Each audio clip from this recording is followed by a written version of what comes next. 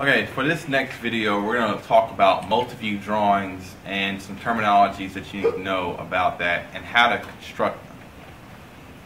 So one thing that you do need to know, first off, is multi-view drawing is known as an orthographic projection. An orthographic projection basically means ortho, straight, graphic, something that's written or something that's drawn. So we'll just say pictures for right now because we're dealing with drawing. Pro means forward,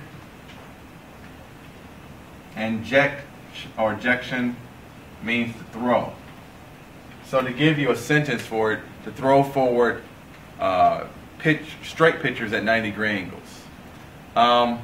This is the ability to see an object clearly, visualization, and how your mind's eye sees a part. In the process of how to draw an object or how to draw a part, that's also what we're dealing with.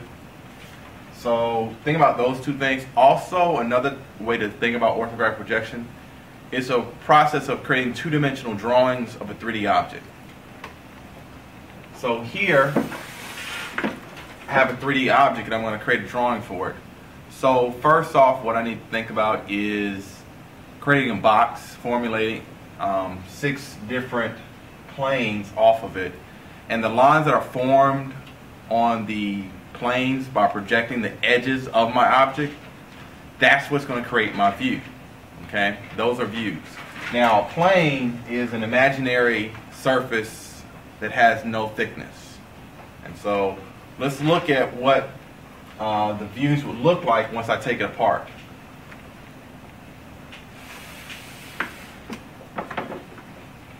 Okay, so here I have this I had 3 of the views of this object. And I'm going to take it back just a little bit, just a second. You see now how there's this view, which is here. And then you also have what looks like the top and then the other side view. And we put that there and there. Okay? And that's basically the edges that were projected. That's a view. In this case scenario, this is the top view. The top view. This is the front view. And this is the right side view. Okay? Now, some of the objects are missed. Some of the lines you see here are center lines and hidden lines. This projection that we're looking at is called third angle projection. We use it here in the United States. First angle projection is used in Europe, but they use the front, the top, and then they put the left side in that format. Okay, it's a little bit weird, a little bit different, but we use this format: the top, the front, and the right side in North America, in the United States especially. All right, so one thing that you need to know about this is the top view is projected off of the horizontal plane of projection. The front view is projected off the frontal or the vertical plane of projection. And the right side view is projected off of the profile plane of projection. This front view, which projected from the frontal plane of projection, that still is the most descriptive view, just like we talked about before when we talked about sketching. And so each view is placed in a constant location that's relative to the other view. So all I'm doing with an object is I'm taking it and turning it 90 degrees. I'm not taking it and shifting it all the way around. I'm just taking it and turning it 90 degrees so it's relative to the next view. Another thing that you need to know is that this has to be in the correct alignment. If you don't put in this correct alignment, then it's going to be off.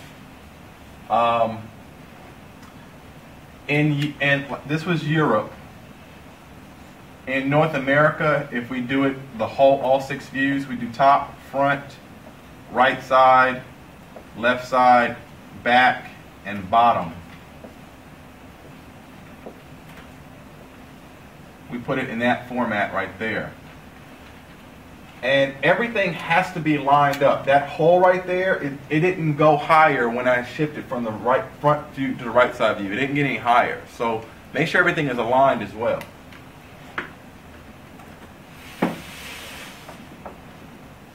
Okay, here I have a couple objects here. I have a cylinder. So I drew a cylinder as a multi-view. It only needs 2 views. It's a simple object, doesn't need anything more than 2 views. Now, complex object, like I had before, you might need 3 views for that. And something simple like the 45-degree triangle or the 36-degree triangle, I only need 1 view. I only need 1 view. So here's my top and here's my front.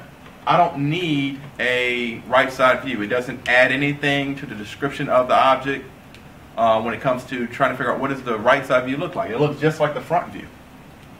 So let me give you some more examples of some 2-view drawings.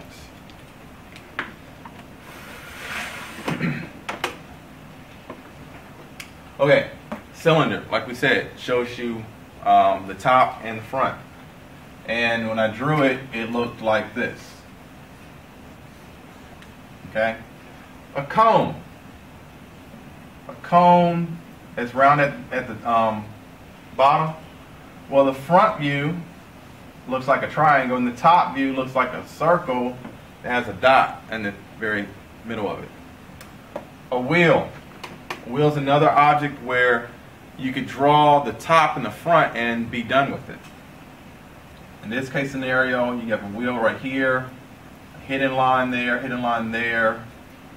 We'll even draw a center line just because. And then there's the wheel rounded edge, and there. Let me draw that center line with green.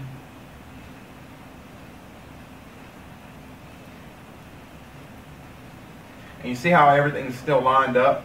I don't need that right side view, even though it would be turned vertically. It looks just like the top view. A frustrum. Frustrum would look like, from the front view, it looks like a cone that's been chopped off. But here we have that shape right there. Now I'm going to go back one slide and show you one more thing.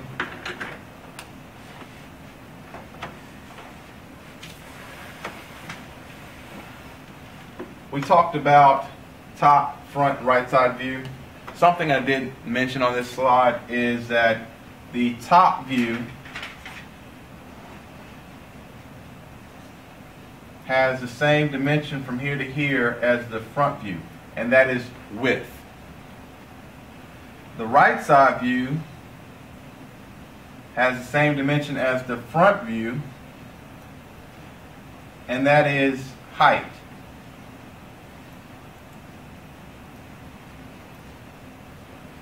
Now the top view and the right side view, they have the same dimension here and here, and that is depth. So you have height, height, width, width, depth, and depth there. And so those things have to be the same as far as like dimensions. When I change from this view to this view, I don't get any taller, so my height should not change when I go from right side to front view. Same thing for width and depth when you change from one view to the next.